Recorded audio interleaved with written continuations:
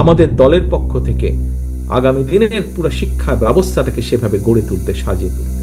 BNP ক্ষমতায় গেলে শিক্ষা খাতে সর্বোচ্চ বরাদ্দ দেয়া হবে, এমন ঘোষণা দিয়েছেন দলটির ভারপ্রাপ্ত চেয়ারম্যান তারেক রহমান। সম্প্রতি তারেক রহমান বলেছেন, সামাজিক মূল্যবোধ প্রতিষ্ঠার সবচেয়ে গুরুত্বপূর্ণ জায়গা হলো প্রাথমিক শিক্ষা, আর সেই ভিত্তিকেই মজবুত করতে বিএনপি শিক্ষাকে সর্বোচ্চ গুরুত্ব দিতে চায়।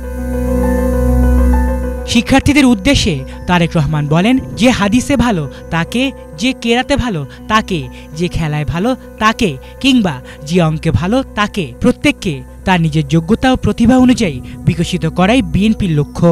প্রত্যেকটা মানুষের মধ্যেই কিন্তু কম বেশি সুপ্ত প্রতিভা লুকিয়ে থাকে। কেরাত প্রতিযোগিতায় ভালো তাকে বের করে নিয়ে আসা, যে হাদিসে ভালো তাকে বের করে নিয়ে আসা, যে অঙ্কে ভালো তাকে বের করে নিয়ে আসা, যে খেলায় ভালো তাকে বের করে নিয়ে আসা, এরকম সব প্রতিভাগুলোকে ধীরে ধীরে বের করে নিয়ে আসা এবং সুপ্ত প্রতিভা বিকাশের পথকে উন্মুক্ত করে দেওয়া। তিনি জানান, শিক্ষার মান উন্নয়ন ও সময়োপযোগী কারিকুলাম প্রণয়নের জন্য শিক্ষাবিদদের সমন্বয়ে ইতোমধ্যেই একটি বিশেষজ্ঞ দল কাজ করছে, যারা সারা দেশের প্রচলিত শিক্ষা কাঠামোকে আধুনিক বিজ্ঞান ও প্রযুক্তি নির্ভরভাবে সাজানোর প্রস্তাব তৈরি করছে।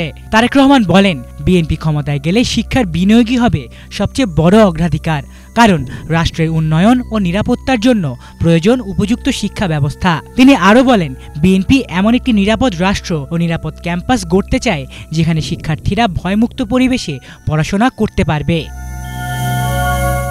তারেক রহমানের বক্তব্য স্পষ্ট, বিএনপি শুধু রাজনৈতিক সংস্কার নয়, রাষ্ট্র মেরামতের মূল ভিত্তি হিসেবে শিক্ষাকে সামনে রেখে আগামী প্রজন্মকে বিশ্বমানের দক্ষ নাগরিক হিসেবে গড়ে তুলতে চায়। আলিফ চৌধুরী, বাংলা ভিশন।